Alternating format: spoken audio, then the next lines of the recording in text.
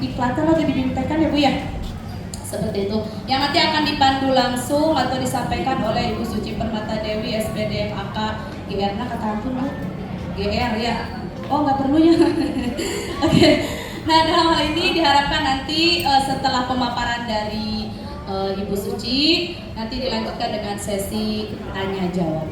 Oke Bapak Ibu, untuk mengefektifkan waktu, kita awali pertemuan ini dengan membaca basmalah. Bismillahirrahmanirrahim. Assalamualaikum warahmatullahi wabarakatuh. Segala puji dan syukur kita panjatkan kehadirat Allah Subhanahu wa taala yang alhamdulillah di siang ini meski kita agak-agak gerah gitu ya, tapi tertiiskan ya dengan adanya hujan gitu ya, dengan cuaca yang mendung sehingga tidak terlalu panas banget. Oke Bapak Ibu, saya itu izin mau menyampaikan, mengimplementasikan kegiatan yang mana saya sedang mengikuti kegiatan yang diadakan oleh Bank BTPN dan Yayasan Guru Belajar. Nah ini saya ngambil literasi finansialnya dari modul yang memang sudah diterapkan sebelumnya materinya di pusat kurikulum ya.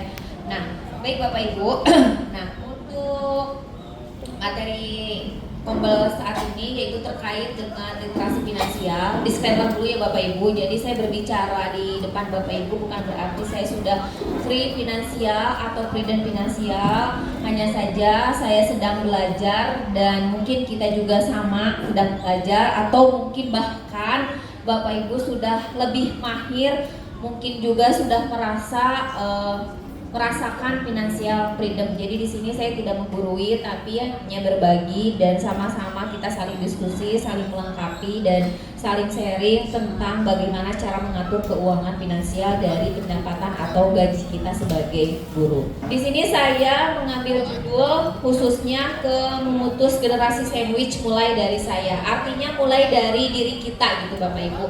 Generasi sandwich ini, kalau misalkan kita sudah berada menjadi generasi sandwich, itu no problem gitu Bapak Ibu, sebagai bukti bakti kita kepada orang tua. Tapi saya akan mengajak kepada Bapak Ibu semuanya, mari kita putus rantai generasi sandwich mulai dari kita semua, agar kita tidak menjadi beban keturunan atau anak-anak kita selanjutnya. Karena bagaimanapun generasi sandwich ini berdampak negatif terhadap kesehatan mental yang memang stres, gundah gulana, anxiety dan lain sebagainya. Bukan generasi sandwich itu kan ya bertumpuk Bapak Ibu. Dia itu harus menanggung hidup dirinya, keluarganya, keluarga intinya, anaknya, pasangannya. Nah selain itu juga mereka harus menanggung apakah itu mungkin orang tuanya, atau pamannya, atau bibinya, dari keluarga pasangannya kah. Nah itu kan bertumpuk generasi sandwich. Nah yang kita harapkan adalah di sini jangan sampai kita menjadi beban anak kita di kemudian hari, meskipun kita sebagai PNS yang nantinya akan mendapatkan pensiunan, namun tidak sedikit yang sudah pensiun menjadi beban bagi para keturunannya atau anak-anaknya. Di sini mengenal program Guru Kreatif Cerdas Finansial. Nah, di sini kegiatan ini apa sih Bapak Ibu? Di sini Guru Kreatif Cerdas Finansial atau kita singkat GKCM itu merupakan program peningkatan keterampilan guru dalam pembuatan media ajar inovatif yang mengintegrasikan literasi keuangan. Jadi di sini saya belajar bagaimana cara membuat media pembelajaran khususnya terkait literasi finansial. Di sini Bapak Ibu gratis ya, bebas banget, dan yang mengikuti adalah seluruh Indonesia. Jadi guru apapun, tidak hanya ekonomi, tidak hanya jenjang SMA, mulai dari TK, SD sampai dengan SMA, bahkan pengawas juga ada yang mengikuti dan kepala sekolah pun. Ini diadakan oleh Bank BTPN dengan kolaborasi Yayasan Guru Belajar. Kemudian ini bertujuan, tujuan itu adalah ingin meningkatkan kemampuan dari rekan-rekan guru dalam pembuatan media edukasi dan pemahaman literasi finansial, kemudian menyiapkan rekan-rekan guru untuk berdampak lebih luas ke ekosistem sekitar, sehingga ada kewajiban saya untuk mengimplementasikannya di ekosistem tempat saya bekerja. Tujuannya adalah di sini nanti saya akan menjelaskan seperti apa media edukasi yang saya buat tentang literasi finansial, kemudian mengukur apakah media yang saya buat itu berdampak atau malah ternyata tidak berdampak sama sekali gitu. Dan khususnya di sini media saya itu menjelaskan tentang generasi sandwich, kemudian bagaimana memutusnya, tujuan keuangan, perencanaan keuangan itu seperti apa, kemudian pentingnya investasi, mengajak para guru untuk menghitung alokasi pengeluaran dana darurat dan dana pensiun dengan menggunakan kalkulator finansial yang sudah saya buat. Selanjutnya, nah ini link Purwarupa. Jadi Purwarupa ini media edukasi yang saya buat, memutus generasi sandwich mulai dari saya. Kenapa saya harus memulai dari saya? Di sini media edukasinya itu berupa media edukasi digital. Jadi berbasis digital yang harapannya bisa digunakan di mana saja, kapan saja, dan everywhere gitu. Everywhere, every time, yang mudah digunakan, tidak harus pada saat formal tapi non formal pun bisa kita gunakan. Belajar dimanapun gitu istilah singkatnya. Kemudian kenapa sih media ini dibuat? Nah setelah saya survei, media ini dibuat berdasarkan hasil survei di mana masih adanya para guru yang belum paham bagaimana mengelola keuangan, kemudian terjerat utang yang berkepanjangan, terjerat pinjaman online, dan menjadi generasi sandwich yang berdampak pada kesehatan mental. Nah ini ya landasan saya membuat edukasi literasi finansial ini gitu Bapak Ibu ya. Jadi memang mohon maaf kalau misalkan di sini tidak ada ya alhamdulillah gitu ya. Tapi ada beberapa survei di sini, kemarin saya surveinya ada menyebarkan link, kemudian ada di sekolah-sekolah yang lain juga. Ternyata memang guru ini masih ada yang terjerat dengan pinjaman online dan hutang berkepanjangan, tentunya dengan menggadaikan SK PNS ini. Nah, saya mulai dari motivasi. Jadi motivasinya adalah di Bapak Ibu ya. Investasi terbaik adalah investasi pada diri sendiri. Semakin banyak Anda belajar, semakin banyak yang akan Anda hasilkan. Ini adalah menurut Warren Buffett, orang terkaya di dunia. Nah, jadi kenapa mengambil ini? Ibarat kata saya itu sebagai gelas yang kosong. Yang gelas yang kosong ini haus akan ilmu yang harus diisi terus sampai meledak gitu ya Bapak Ibu, sampai membeleber gitu. Nah, ibarat kata guru pun sama halnya demikian, karena guru itu adalah pembelajar sepanjang hayat kalau menurut Ki Hajar Dewantara. Ibaratkan juga seperti gelas kosong yang harus diisi terus dengan ilmu, dengan meningkatkan kompetensi agar muridnya senantiasa update terhadap informasi dan kemampuan perkembangan zaman. Kalau gurunya tidak update, maka kita akan kalah saing dengan para murid. Sehingga kita ibarat gelas kosong yang harus diisi terus. Coba dengarkan musik Bapak Ibu bareng-bareng ya.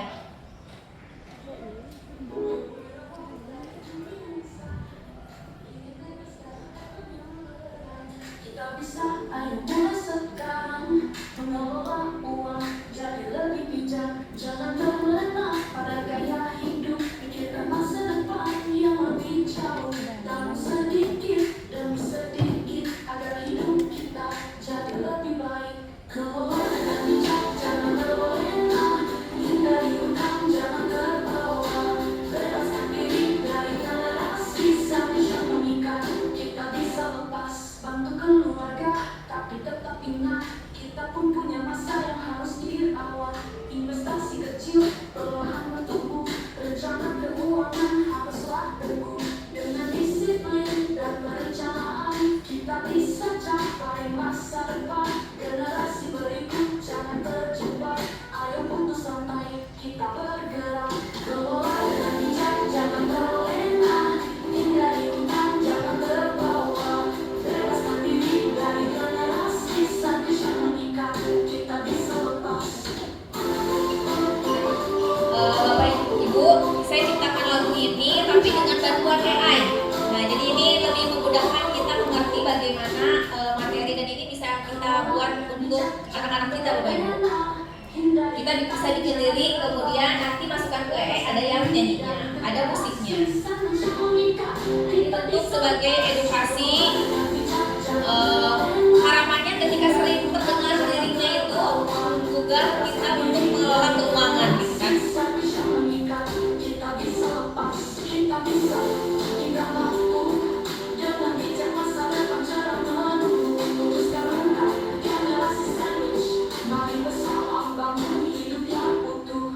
Kemudian di sini Bapak Ibu, kalau misalkan mau lihat video, bisa lihat video tentang apa itu literasi keuangan, generasi sandwich. Ini ada paparan-paparan dari para narasumber atau konten kreator yang memang sudah melanglang dunia gitu ya, sudah berkiprah mengedukasi masyarakat di dunia media sosial. Nah, selanjutnya di sini, nah ini Bapak Ibu, latar belakang dari generasi sandwich ini. Ternyata Bapak Ibu, menurut Badan Statistik tahun 2022 mencatat rasio ketergantungan terhadap usia produktif di Indonesia sebesar 44,67%. Artinya, dari 100 orang penduduk Indonesia, ada sekitar 45 penduduk usia non-produktif bergantung kepada penduduk usia produktif. Dari 100 ya Bapak Ibu ya. Kemudian fakta ini sejalan dengan fenomena munculnya sandwich generasi di kalangan generasi milenial. Kita lihat lagi, ini data yang menunjukkan bahwa beban berlapis generasi sandwich di Indonesia itu sangat banyak. Orang tua yang menjadi tanggungan 72%. Kemudian di sini mayoritas lansia mengandalkan uang dari anak dan keluarga 34,8%. Dan masalah keuangan menjadi sumber utama perceraian di negara kita. Nah ini, sehingga kenapa penting tentang literasi keuangan? Sudah banyak yang terjerat kasus mengenai keuangan yang disebabkan oleh minimnya pengetahuan literasi keuangan, terkena pinjol, terjerat judi online, kemudian terjerat perceraian, dan tadi kesehatan finansial. Kondisi guru Bapak Ibu dilihat di sini. Kondisi guru Indonesia. Nah, kita berada di generasi Y, milenial. Kalau saya mungkin generasinya generasi milenial, kelahiran tahun 81 sampai 95. Kalau Pak Suparman dengan Pak Gatot generasi X, kelahiran 65 sampai 80 ya. Oke. X ya. Iya, generasi X. Generasi Z ini Tanjung ya? Oke, generasi Z ini Tanjung, kelahiran 96 sampai 2010. Dan di sini data ini menunjukkan generasi milenial merupakan 50% menjadi generasi sandwich. Jadi kelahiran saya itu 50% masih rata-ratanya menjadi generasi sandwich, yaitu yang harus menghidupi menanggung beban keluarga sebelumnya. Bukan hanya keluarga inti. Apa sih generasi sandwich? Nah, generasi sandwich menurut Dorothy bahwa istilah yang digunakan untuk menggambarkan kondisi ketika seseorang memiliki tanggung jawab yang ganda untuk menghidupi dua generasi sekaligus. Dua generasi itu merupakan generasi atas orang tua ya, Bapak Ibu orang tua. Sejajarnya kan bisa paman, bisa bibi gitu kan ya. Tidak sedikit yang orang tuanya mampu tapi kita harus menghidupi membantu paman dan bibi gitu kan. Kemudian mertua dari pasangan kita. Orang tua kita tidak menjadi masalah, tapi ternyata pasangan kita orang tuanya menjadi beban yang harus kita hidupi juga. Dan generasi di bawah anak kandung, istri hingga cucu, menantu, bisa jadi menantu ya, anak cucu ini jadi menantu. Penyebab ini semakin berubah karena itu ya Bapak Ibu ya, keadaan kita tuh yang berubah juga gitu. Dimana perubahan demografis dan harapan hidup meningkat. Kalau dulu menjadi generasi sandwich tidak terlalu berat karena anak-anaknya banyak. Satu keluarga ada 6 anak. Sehingga yang membantu orang tua itu bisa dibagi 6 orang. Misalkan sebulan 2 juta dibagi 6 orang. Nah sekarang sudah berbeda karena sekarang itu di generasi saya, di generasi yang milenial ini, anaknya itu sudah nggak terlalu banyak, 2, 3, jarang ada yang 5, ada yang 10, jarang juga beban untuk gotong royongnya semakin sedikit gitu kan ya. Mungkin kalau sebelumnya per orang itu hanya 500.000, dikali genap berarti 3 juta kan ya. Tapi karena anaknya cuma 2, berarti kan harus 1 juta ewang atau 2 juta ewang gitu baru bisa menghidupi orang tuanya. Dan ini perubahan demografis. Kemudian dinamika ekonomi dan perubahan dalam dunia kerja. Artinya inflasi kita semakin tinggi, dunia kerja kita sudah berubah lagi, yang manakala mungkin perbedaan gender masih ada gitu Bapak Ibu.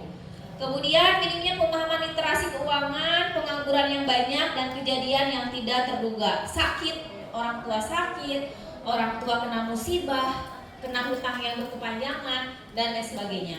Dampaknya apa? Dampak ketika menjadi kita generasi sandwich, selalu merasa bersalah. Merasa bersalah karena saya belum bisa membahagiakan orang tua saya. Saya belum bisa menjadi anak yang berbakti terhadap orang tua dan keluarga. Ada perasaan itu. Kemudian merasa lelah fisik dan mental. Sudah capek ngurus anak sendiri kuliah, anak sendiri sekolah. Saya misalkan harus ngurus anak dari misalkan adik saya, kakek saya juga harus kuliah. Lompatnya misalkan ke saya semua. Ini Bu Suci kumaha teh, anak saya untuk kuliah, sementara saya nggak ada. Ini kumaha sawah gadegeun, gitu kan? Jangan yang buat nikah anak atau misalkan buat berobat orang tua. Itu kan hal-hal seperti itu yang memang terjadi di kalangan kita mungkin Bapak Ibu. Kemudian beresiko mengidap depresi. Tidak ada waktu untuk sendiri, me time kalau saat ini, healing mungkin ya. Udah nggak ada waktu lagi karena yang ada bagaimana saya bekerja untuk menghidupi anak saya, pasangan saya, dan keluarga. Selanjutnya hubungan sosial dan keluarga terkadang menjadi juga renggang karena si eta mah omong jelema beunghar tapi teu bisa ngabantuan. Ada kamu kan PNS, kan PNS teh gajina oge gede. Makanya tidak bisa ngebantuan. Nah itu hal-hal yang mungkin hal-hal kecil yang kita rasakan gitu, sebagai generasi sandwich. Keuangan dan ekonomi tidak stabil, yang mungkin harusnya karena kita PNS dengan uang UMR gajinya pas untuk keluarga tidak pas karena harus menanggung beban yang lain. Caranya bagaimana Bapak Ibu? Ya mau tidak mau karena penghasilan kita pas-pasan harus menambah penghasilan. Nah penghasilan kan bisa naik jabatan dengan promosi atau dengan melakukan pekerjaan tambahan yang lain, usaha yang lain. Nah, kemudian merencanakan tabungan, mempersiapkan dana pensiun, mempersiapkan asuransi kesehatan, mulai berinvestasi, kerjasama dengan saudara dan kerabat terdekat agar tidak menjadi beban sendiri. Kemudian upgrade kemampuan mengelola keuangan. Yang saya garis bawahi Bapak Ibu, apabila saat ini kita ditakdirkan menjadi sandwich generation, maka jadilah anak yang harus bekerja keras agar mampu berbakti kepada orang tua secara maksimal. Namun jangan lupa mempersiapkan masa depan dan masa pensiun dengan mandiri agar kita tidak menurunkan generasi sandwich kepada keturunan. 50% generasi milenial adalah generasi sandwich. Perceraian bisa terjadi karena masalah ekonomi. Kemudian mayoritas lansia yang harus dihidupi oleh anaknya dan lain sebagainya. Bagaimana sih kita menghadapi hal ini? Nah, tantangannya adalah mindset. Mindsetnya adalah kadang kita menunda. Kita tahu ilmunya, ada orang yang mau mempraktekkan ilmunya, banyak sekali orang yang mengedukasi di media sosial, tapi terkadang lah nanti gitu kan ya, menunda. Pekerjaan juga sama kan, nanti gitu, tidak langsung. Kemudian investasi dengan berhutang, tidak mau mengenal perusahaan, investasi hanya satu jenis, emosional kita yang tidak terkendali, menunggu punya uang banyak, tidak ada rencana jangka panjang, FOMO ikut-ikutan. Kewe ngebangun rumah mah kalau sudah uang banyak. Nanti we nabung mah kalau mau sudah uang banyak. Nanti we investasi mah kalau uangnya sudah banyak. Jadi tidak ada rencana jangka panjang gitu Bapak Ibu. Nah ini mindset yang ternyata terjadi di kalangan kita sehingga kita minim literasi keuangan. Nah, jadi harus bagaimana Bapak Ibu? Nah, ada 3P menurut OJK. Yang pertama adalah paham, punya, dan pantau. Paham. memahami kondisi keuangan pribadi, tujuan investasi dan produk yang akan dibeli. Jadi yang paham akan keuangan Bapak Ibu adalah Bapak Ibu sendiri. Tentukan tujuannya. Kalau kita tidak menentukan tujuan keuangan, kita tidak akan bisa mengelola keuangan kita. Tujuan keuangan saya misalkan, saya pengen beli laptop, saya pengen beli mobil, saya pengen beli motor, saya pengen menyekolahkan anak saya kuliah.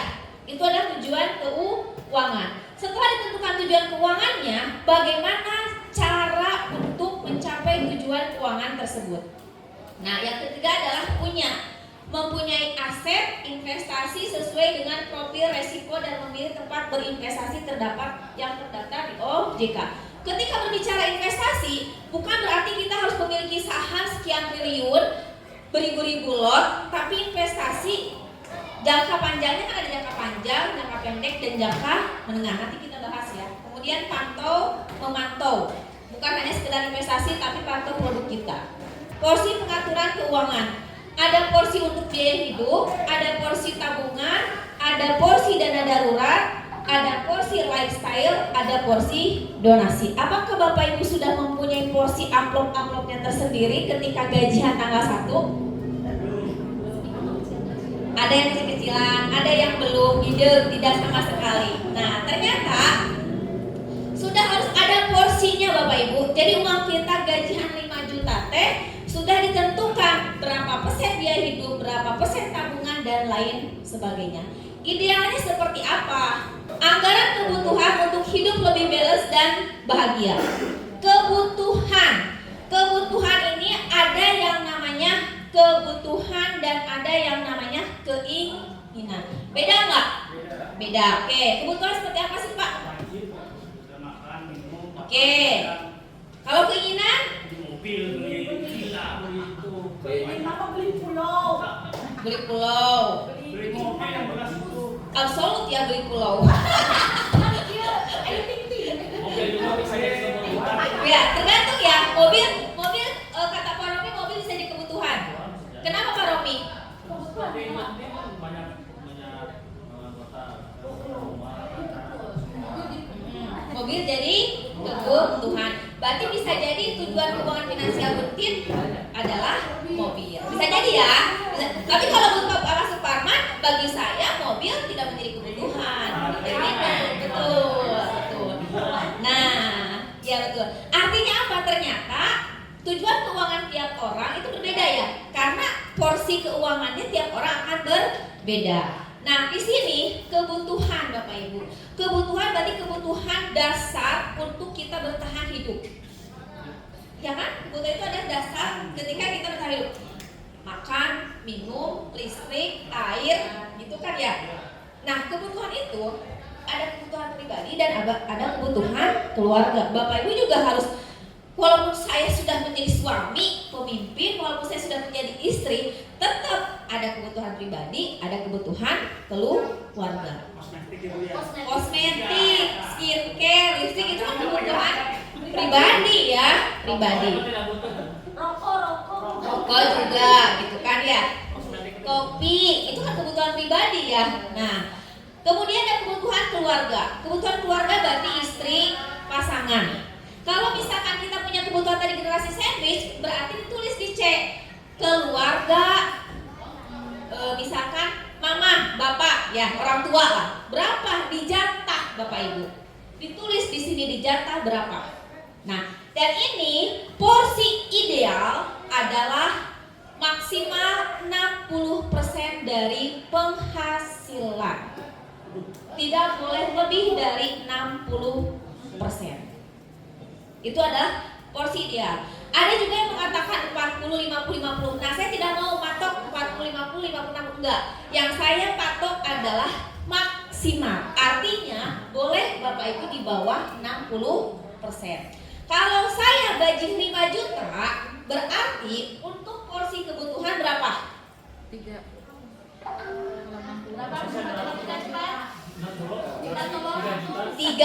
juta. Nah, cukup tidak cukup, porsi saya maksimal 3 juta. Pak Suparman seri. Nanti dulu Pak Suparman ya. Ini kita berbicara porsi ideal ya Bapak Ibu. Sehingga apa? Ya kita tidak akan cukup kalau kita lifestyle kita yang terlalu tinggi dengan pendapatan kita besar-pasak daripada dia.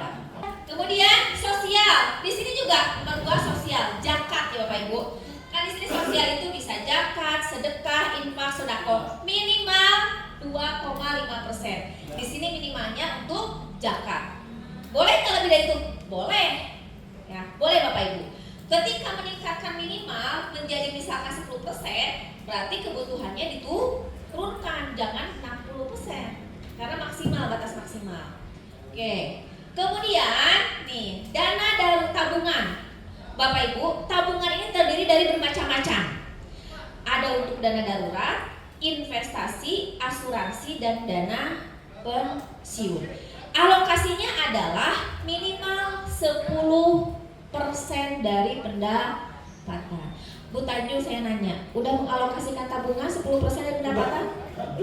Sudah di Ibu. Sudah, berapa persen? 20. Di bawah 10%. Masih di bawah 10%. Tabungan minimal tidak boleh kurang dari 10. Kalau saya gaji 5 juta berarti saudara Pak Robi 500.000. Minimal saya harus menyisihkan dulu 500.000. Nabung Bapak Ibu ya. Nabung ini kan kalau misalkan nabungnya pengen banyak berarti jangan 500.000, harus di atas 10%.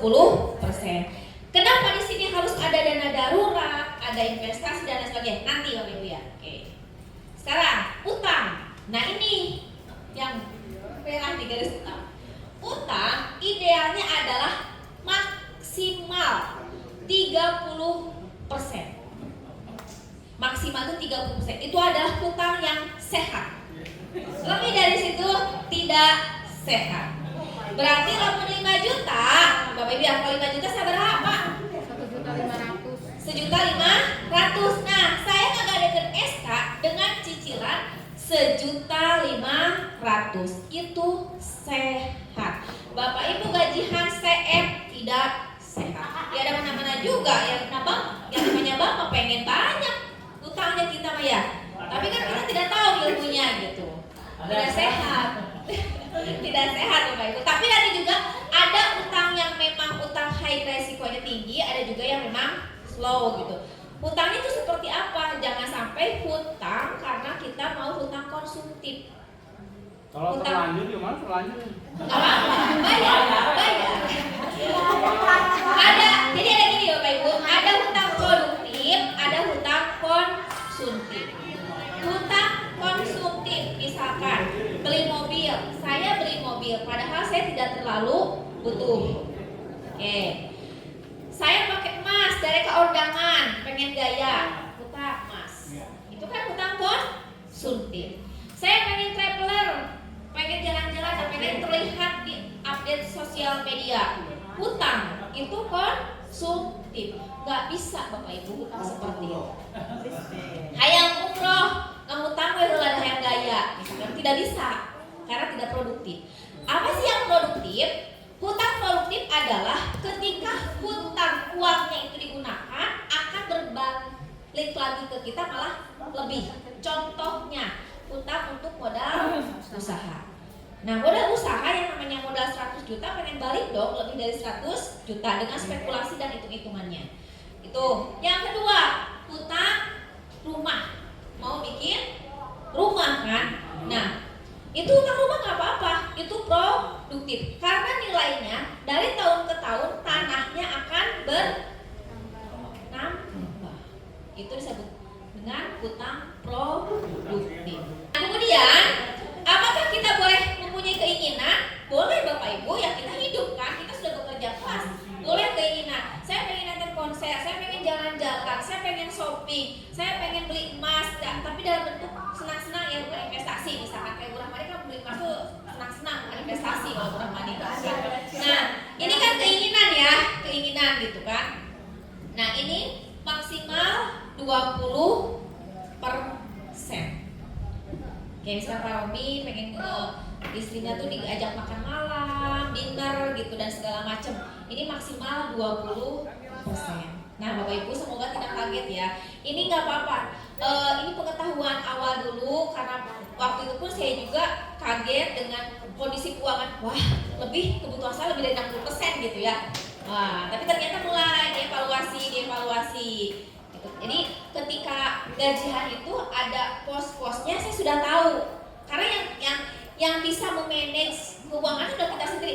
Ketika kebutuhan saya terlalu tinggi, ternyata saya terlalu besar di dapur misalkan, terlalu boros di dapur, bumbunya terlalu mahal, ya udah kita turunin aja bumbunya. Oh ternyata saya tuh makan udang tiap hari, ya udah seminggu berapa kali makan udang gitu. Itu kan itu kebutuhannya yang ngatur kita kan. Bahas yang dana darurat Bapak Ibu. Tadi kan di tabungan nih. Di tabungan kan ada apa aja sih? Ada dana darurat, investasi, asuransi, dana pensiun. Tabungan boleh nggak sih yang tabungannya nyimpan? Bisa aja Bapak Ibu ya. Nyimpan kan nyimpan cash ya. Kalau nyimpan cash berarti hanya menyimpan, bukan investasi, hanya menyimpan. Ketika saya simpan uang 100.000 per bulan, setahun adalah 1.200.000. Bisa saja berkurang. Kenapa? Karena ada biaya investasi dan nilainya akan berkurang nilai uangnya. Nah, dana darurat. Ini dana darurat hitungannya seperti yang kita ketahui. Kenapa harus dana darurat? Setiap keluarga harus punya dana darurat. Why? Kalau misalkan ada yang sakit tiba-tiba, ada yang kecelakaan, ada yang meninggal, kematian. Oh enggak, itu bukan dana darurat Pak. Bukan. Enggak, itu sosial. Itu sosial Pak. Itu sosial. Yang sifatnya insidental. Jadi kita nggak tahu nih apa yang akan terjadi. Maka kita harus punya dana darurat. Dan dana darurat itu dianggapnya dana dingin yang ya udah gitu. Kita tidak dia dialokasikan untuk yang lain. Tetap aja itu dana darurat. Hitungannya adalah ketika single, minimal 3 kali pengeluaran. Misal Tanjung itu pengeluarannya sebulan berapa Jung? 1 juta itu cuma skincare sama jajan. Berarti Bu Tanjung itu harus punya dana darurat minimal 3 kali. Berarti 3 juta. Minimal ya 3 juta. Pokoknya uang Tanjung itu 3 juta mah anggap di mana gitu itu mah simpan gitu kan. Nah, sama ibu jangan dipakai. Kalau yang sudah berumah tangga, nah kita sudah berumah tangga Bapak Ibu, minimal adalah 6 kali pengeluaran. Bapak Ibu, jangan langsung ini, enggak gitu juga enggak. Nah, saya misalkan pengeluaran saya sebulan 20 juta Bapak Ibu nih, misal. Berarti kudu dana darurat seberapa? Berarti 120 juta. Kalau saya pengeluaran 20 juta, berarti saya harus ada uang 120 juta dana darurat. Kayak kopi ngaruh bagi saya mah, karena saya mau tetap digaji, tapi suami saya mah gak digaji, gitu kan ya. Nah, kalau Rahmani misalkan kopi kemarin tetap aja dia dana darurat, walaupun dia sebagai PNS, tiba-tiba kena kopi, masuk rumah sakit, biaya bengkak. Dari mana harusnya? Dari dana darurat. Nah, si dana darurat ini kalau misalkan belum ada, berarti yang pertama tujuan keuangan kita adalah mengumpulkan dana darurat. Misal, Pak Romi sebulannya 5 juta pengeluaran, berarti dana daruratnya harus ada 30 juta. Nah, karena si 30 juta ini menjadi tujuan utama, maka Pak Romi harus mengumpulkan dulu si dana darurat sebelum tujuan keuangan yang lain. Cek Pak Romi teh, saya mau nabung 1 juta sebulan. Dana darurat. Puasa nggak Bu Suci? Puasa yang lainnya. Puasa temenan jajan? Iya, emang nggak boleh jajan sebelum kita punya dana darurat. Sebelum dana darurat yang utama. Dana darurat, pokoknya setiap keluarga harus punya dana darurat. Gak bisa kalau nggak punya dana darurat. Bagi Bapak Ibu, bagi saya yang belum punya dana darurat, silahkan mengumpulkan dana darurat. Di mana Bu Suci kalau misalkan dana kayak 30 juta, gede kan ya 30 juta Bu, kayaknya sayang deh 30 juta di tabungan atau di rekening karena nanti uangnya berkurang. Boleh diinvestasikan di emas, di deposito, atau pokoknya yang mudah dicairkan. Kalau deposito mungkin depositonya yang hanya sebulan sekali diaktif kali ya. Tidak bisa yang 3 bulan, 6 bulan ya. Kalau emas kan bisa saat itu dijual. Atau misalkan di reksadana pasar uang, Pak. Reksadana pasar uang dalam 3 hari bisa dicairkan. Ya, gitu. Jadi bisa disimpan di instrumen yang memang aman dan tidak mengurangi nilai uang kita. Itu untuk dana darurat. Nah, ini salah satu untuk memutus rantai generasi sandwich, Bapak Ibu. Apalagi nanti kita akan pensiun, misi ayana naon, tiba-tiba sakit dan lain sebagainya, dana darurat sangat dibutuhkan. Ingat ya Bapak Ibu, minimal 6 kali pengeluaran dan yang single 3 kali pengeluaran. Bapak Ibu kita simulasikan, coba dihitung masing-masing, tidak usah karewos. Berapa Bapak Ibu pengeluarannya per bulan, kali berapa? Ini curhat dong. Ya. Jadi gaji saya itu karena masuk ke Bank Jabar itu per bulan sisanya 1,5 juta. Ya. Kemudian kebutuhan untuk anak saya kuliah, kita per bulan untuk kontrakan itu 700.000. Ya. Untuk bulanannya itu 2 juta. Itu contoh yang pertama. Yang berikutnya untuk makan sehari-hari minimal 1 hari 100.000. Ya. Berarti 1 bulan hampir 3 juta. Anak saya di SMA, kita jajan per hari itu 30 juta lah. 30.000 per hari. Sisanya dari mana? Memang saya juga bingung itu Mas. Alhamdulillah ada gitu. Ya, gitu. Kalau dihitung itu bingung benar Bu. Saya yakin. Jadi itu belum untuk listrik, belum untuk untuk PAM, belum untuk satu lagi untuk wifi. Wifi aja itu sekitar 450 per bulan. Listrik itu 450-an. Kemudian kemarin PAM itu sekitar 200. Minus aja Itu 60% ya. Jadi untuk menghitung susah. Cuma dapat bantuan dari sertifikasi bisa Terus yang berikutnya dari TPP KUM. Eta khusus untuk bayar Pak Gatot. Pokoknya Bu terus terang aja tidak bisa dibayarkan. Alhamdulillah istri saya tidak komplain. Itu aja. Terima kasih.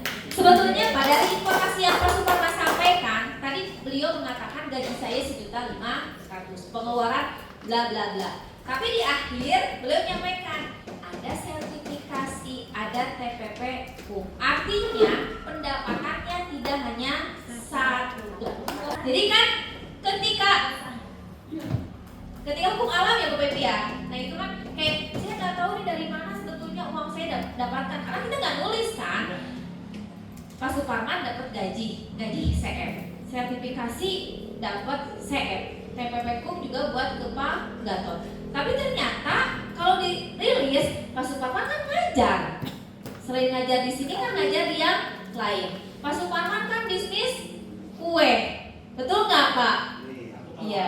Iya kan tetap aja ada pemasukan di situ, tetap aja ada pemasukan kan. Nah, istri juga ngajar ngebantuin Pak Suparman, berarti tidak serta-merta Pak Suparman menjadi penanggung jawab sendiri gitu. Kemudian juga kontrakan juga ada pemasukan. Nah itu bisa kalau dirilis ternyata itu logisnya masuk Pak. Karena hukum alam akan mengakibatkan ketika pendapatan kita naik, maka pengeluaran kita akan naik. Pendapatan kita turun, otomatis pengeluaran kita juga turun. Dan Pak Suparman bergeraknya adalah pengeluaran saya untuk listrik, untuk kuliah, untuk ini. Hukum alamnya kan jalan Pak. Kosannya juga jalan, kan? Ternyata nambah gitu. Minusnya nanti ngutang lagi. Nah itu yang harus dikontrol sebetulnya. Karena Pak Suparman sudah tahu pengeluaran saya besar, artinya saya harus mengencangkan ikat pinggang sekencang-kencangnya dan mencari pendapatan atau penghasilan sampingan. Dan Bapak sudah sadar hal itu sebetulnya dari cerita Bapak barusan ya. dari Bapak tidak sadar, tapi Bapak sudah bergerak sadar karena pengeluaran saya besar, pendapatan saya tidak menambah-nambah, tapi kan kosan sudah ada. Kita list lagi Pak, nanti Bapak harus ngelis satu persatu dan nanti akan ketemu benang merahnya kesalahan apa yang Bapak lakukan. Bapak Ibu, tadi kan untuk mencapai generasi sandwich itu ya, kita putus rantai generasi sandwich agar tidak sampai anak kita menanggung kita harus tahu apa yang harus kita siapkan di masa yang akan datang.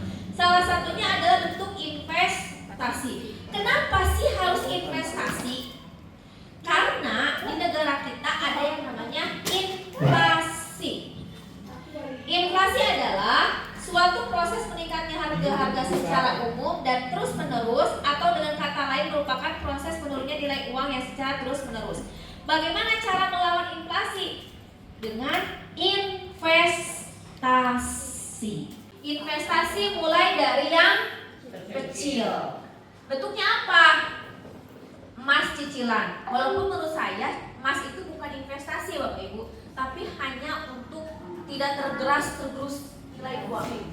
Investasi bisa berupa di pasar uang, saham yang memang resikonya lebih tinggi itu ada di saham. Resiko yang saham itu kenapa? Karena memang high risk-nya itu ruginya juga besar gitu. Dan ini bukan judi online ya Bapak Ibu. Ketika kita menyimpan uang di pasar uang, ketika kita menyimpan uang di saham, ketika kita menyimpan uang di reksadana, ketika kita menyimpan uang di SBI, ketika kita menyimpan di obligasi, banyak sekali instrumennya. Kita akan membaca dulu profil atau portofolio perusahaan. Kalau saya misalkan konservatif, dan saya mah tidak suka dengan yang high risk misalkan. Saya masih belajar nih, Pak Romi masih belajar, Bu Suci. Jadi saya tidak bisa nih yang high risk. Jadi apa yang harus investasinya? Obligasi, reksadana pasar uang, gitu. Untuk karena masih belajar untuk baca portofolio. Itu harus dikupas, ada babnya tersendiri gitu Bapak Ibu. Jadi misalkan saya cuma punya 100.000, ya udah saya simpan di pasar uang. Saya cuma punya uang 500.000, saya simpan di pasar uang. Kalau saya nabung di rekening, uang saya akan berkurang. Tapi kalau di pasar uang, minimal uang saya utuh, tidak terkena biaya administrasi. Sangat rendah resiko tabungan, deposito, reksadana pasar uang, obligasi pemerintah. Obligasi pemerintah, kita bermain di obligasi pemerintah. Selama pemerintahnya ada, selama pemerintahnya hidup, tidak akan rugi. Cuma memang keuntungannya akan sedikit kalau di obligasi pemerintah. Nah ini grow and stabil, mulai medium resikonya di logam mulia, properti, obligasi pemerintah, reksadana dan pendapatan tetap. Ini yang resiko tinggi tapi sekalinya untung itu akan sangat menakjubkan di reksadana saham dan saham. Dan kita harus pintar baca portofolio serta spekulasi. Bapak Ibu di sini untuk asuransi tentunya ya, walaupun kita punya BPJS, tapi kenyataannya BPJS tidak bisa menanggung resiko semuanya, maka kewajiban kita harus mengalokasikan dana untuk asuransi sebagai persiapan di masa tua. Karena yang rentan di masa tua adalah sakit. Kalau sudah ada asuransi, maka harapannya kita tidak akan menjadi beban sakit untuk anak-anak kita. Kemudian dana pensiun Bapak Ibu. Nah, dana pensiun ini ternyata harus kita persiapkan. Alhamdulillah, kalau kita PNS ada dana pensiun, ada taspen. Nah, cuman ada lagi cumannya Bapak Ibu. Ternyata, nah setelah saya survei, si dana pensiunnya gini CM. Karena SK dana pensiunnya bisa digadekan ya Pak ya? Iya. Akhirnya tidak menerima uang pensiunan karena si SK pensiunannya digadekan. Jadilah si pensiunan itu menjadi tanggung jawab anak-anaknya. Nah ini yang harus kita persiapkan juga Bapak Ibu. Berapa besarnya dana pensiun yang akan kita siapkan? Bisa dihitung? Bisa. Kalau misalkan nanti saya pensiunnya pengen di kampung, menghirup udara segar, bertani. Artinya ketika kita hidup di kampung, pengeluarannya tidak akan seberat yang di kota. Ya udahlah, nanti misalkan berapa tahun yang akan datang pengeluaran saya 5 juta. Saya akan menargetkan tuh 5 juta. Setelah tadi ya Bapak Ibu ya, setelah dana darurat kita selesai menyiapkannya, kemudian dana pendidikan mungkin ketika misalkan kita usia produktif untuk anak menyelesaikan dari satu-satu ya Bapak Ibu ya. Oh semuanya sudah checklist di akhir kayak Bu Rahmani nih, tinggal Aryo 1. Beliau bisa menyiapkan untuk dana pensiun di masa tua biar nanti masa tuanya tidak menyusahkan Tanjung dan Aryo misalkan, gitu ya. Nah di sini dana pensiunnya yang harus disiapkan berapa persennya itu bisa dihitung ya Bapak Ibu ya. Di sini ada ilustrasinya. Rencana pensiunnya ada Andi usia 25 tahun. Andi ini pengen pensiun di usia 40. Estimasi inflasinya 5% per tahun. Ternyata ketika dia di usia 40 tahun ini dihitung-hitung dia harus punya 3,1 M baru dia bisa usia di 40 tahun. Jadi pengen usia pendidikan muda gitu bukan 60. Nah, si 3 ini tuh bukan berarti uangnya jejer cash 3,1 M enggak juga Bapak Ibu. Tapi setelah didapatkan pengeluaran 125 juta per tahun dengan inflasi 5%, kemudian dibagi 4% sehingga didapatkan 3,1 M yang harus disiapkan untuk dapat pensiun pada usia 40 tahun. Dengan prinsip lulus 4%, uang 3,1 ini dapat diinvestasikan pada instrumen yang menghasilkan keuntungan 4% per tahun. Jadi Andi ini hidupnya dari bukan 3,1 tapi 4% dari keuntungan 3,1 M. Jadi dia pensiun dininya itu punya uang 3,1 M, si uangnya diinvestasikan. Dia hidup dari hasil investasi sebesar 4%. Uangnya untung nggak yang 3,1? Untung. Nah itu yang harus kita persiapkan. Penghasilan Anda 8.500.000. Kebutuhan maksimal saya itu maksimalnya 5.100.000.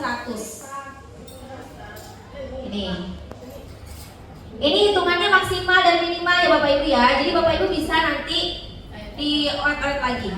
Sosialnya saya 212.000. Tabungannya saya minimal sebulan itu 850.000, utangnya maksimal 2.550.000, keinginannya maksimal 1.700.000. Jadi dengan adanya kalkulator ini, saya bisa ngerem nih Bapak Ibu. Oh, ternyata ketika saya utangnya 3 juta, oh jangan stop karena utang maksimal saya di 2.550.000. Kebutuhan saya 5 juta nih, karena 5.100.000 masih luar biasa ya. Dan kan masih ada waktu 23 tahun untuk mengumpulkan. Dan ini bisa berbentuk tidak uang. Kita tuh ketakutan karena merasa MM-an ya Bapak Ibu, padahal bisa bentuk dalam tanah, bentuk sawah, bentuk rumah, bentuk kendaraan. Kalau mau Bapak Ibu dan nanti bisa dijual kan. Cuman kita bisa cicil dari sekarang kan dalam bentuknya. Investasinya kan misalkan Bu Haji Rahmani nih punya emas, punya tanah. Kalau dinilaikan, oh ternyata sudah dinilaikan 500 juta. Kalau buat pensiun masih berapa kurang lagi? Itu kan ya Bu ya? Dicicil gitu Bapak Ibu. Tapi kita punya targetan bahwa harta saya pada usia sekian harus sekian miliar. Itu targetannya. Makanya diperlukan financial planner. Saya juga ngerasa kaget Bapak Ibu. Ngerasa ya Allah kayaknya enggak ada ini gitu. Tapi mau tidak mau harus direncanakan dari sekarang biar tidak menjadi beban anak kita di kemudian hari. Dan ini bisa berbentuk usaha. Kalau Pak Gatot kan usaha, nilai usahanya lebih dari 3M. Itu kan ya Pak ya. Keuntungannya beliau nanti hidupnya dari keuntungan yang akan dikelola oleh anak-anaknya. Untuk isi daftar hadir untuk dapat sertifikatnya nanti ada. Dan ini untuk link kuisnya. Karena harus ada pengukuran sejauh mana dampaknya, boleh Bapak Ibu dibuka dulu.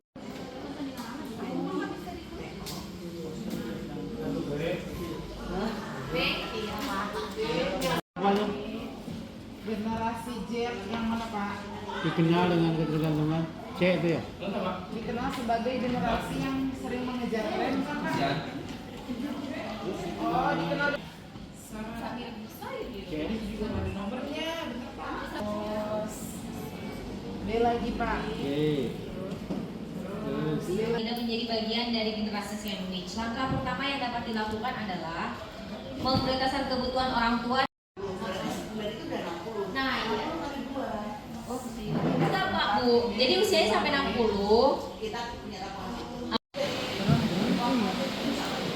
Ada. Di sini ini umpan balik nih. Balik lagi ke home. Ada umpan balik.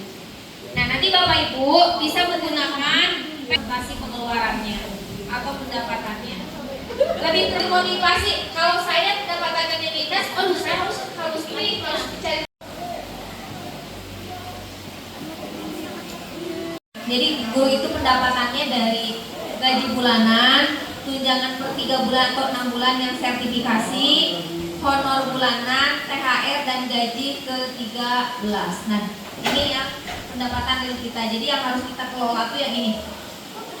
Yang sudah memang benar-benar pasti ada. 10,6% mengatakan penghasilan dari mengajar cukup dan ada sisa untuk memenuhi kebutuhan. Dan Pak Suparman tidak termasuk ke 10,6 ini. Banyak yang melakukan pekerjaan sampingan. Pekerjaan sampingannya itu adalah menjadi les private. Kalau di kota-kota ya, berdagang. Ini penghasilan tambahan seorang guru, petani, buruh, konten kreator, driver ojek online, penceramah, penulis dan lainnya. Ini adalah pekerjaan sampingan oleh seorang guru. Kemudian kepemilikan hutang. Kepemilikan hutang ini 798 yang memiliki hutang guru. Dan itu rata-ratanya ke bank, koperasi, ke saudara, ke teman, pinjaman online dan lainnya. Kemudian barang yang digadekan ya tentu ya SKPNS, kemudian emas dan lain-lain. Pokoknya positif. Cash flow positif antara pengeluaran dan pendapatan tidak boleh minus. Nih, ada utang porsi yang sehat, ada dana darurat, ada proteksi, ada tujuan keuangan pendek. Nah, Bapak Ibu sudah ada di piramid yang mana nih Bapak Ibu? Kemudian ada investasi jangka panjang, ada pengembangan aset, bisnis, surat berharga, properti, terakhir warisan. Kalau misalkan cash flow kita belum positif, berarti kita harus masih di sini. Cash flow kita harus positif. Apa sih cash flow? Tadi pendapatan dan pengeluaran kita harus berimbang. Ini ya Bapak Ibu ya. Sepertinya tugas utama kita adalah menabung untuk persiapan dana darurat. Jangan dulu dana pensiun, tapi siapkan dulu dana darurat. Insya Allah Bapak Ibu, kalau Bapak Ibu diniatin untuk dana darurat pasti bisa dan tidak langsung biar ada apa dituntut. Nah Bu, dana daruratnya harus dipersiapkan dari sekarang. Pokoknya sebelum yang lain tentukan dulu dana darurat. Kesampingkan gaya hidup, kesampingkan pengeluaran yang konsumtif yang tidak perlu sama sekali, skip, siapkan dulu dana darurat. Berhemat atau mencari sumber pemasukan tambahan, itu solusinya. Mengecamkan ikat pinggang dan mencari sumber pemasukan yang lain. Kita para guru stres, ngerasa anxiety gitu ya, bahasa sekarang itu anxiety karena harus menanggung beban titel PNS Bapak Ibu ya. Titel PNS kan PNS itu sangat inspiring banget gitu ya. Udah PNS ya, mama yang iya, yang itu bapak yang iya, itu tuh bapak bantuan, budak bantuan gitu kan, karena titelnya PNS. Sehingga menjadi beban tersendiri buat kita. Padahal yang kurang oke itu sabaraha kan ya. Nah ternyata ada kasus yang lain dari Pak Suparman, ini malah kebalikannya. Justru ada orang yang cuek, tidak mau jadi generasi sandwich gitu ya Pak ya. Iya, tidak empati terhadap orang tua atau saudara. Ini salah sih Pak, salah total. Karena di sini saya menyampaikan, ketika memutus generasi sandwich bukan berarti kita menghindarkan, memutus, menghapuskan masa bakti kita terhadap orang tua. Tidak. Garis bawah ya Bapak Ibu ya. Ketika kita menjadi generasi sandwich, maka lakukan tanggung jawab kita semaksimal mungkin untuk bisa membantu orang tua. Tapi yang harus kita ingat adalah jangan sampai menurunkan generasi sandwich kepada anak didik kita. Berarti kita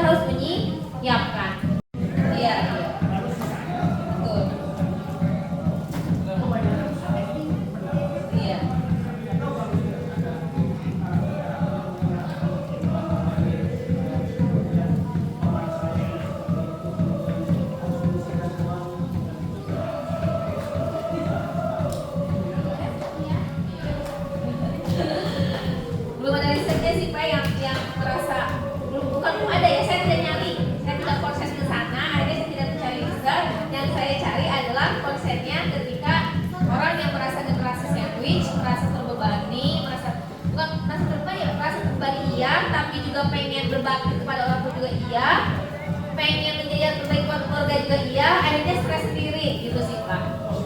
Iya, positif thinkingnya seperti itu. Dan saya pengennya mari kita tidak menurunkan generasi sandwich ini ke anak didik kita. Kita bisa capai masa depan generasi berikutnya tercapai. Kita bergerak dalam hidup kita masa depan yang lebih jauh. Namun sedikit demi sedikit agar hidup kita jadi lebih baik.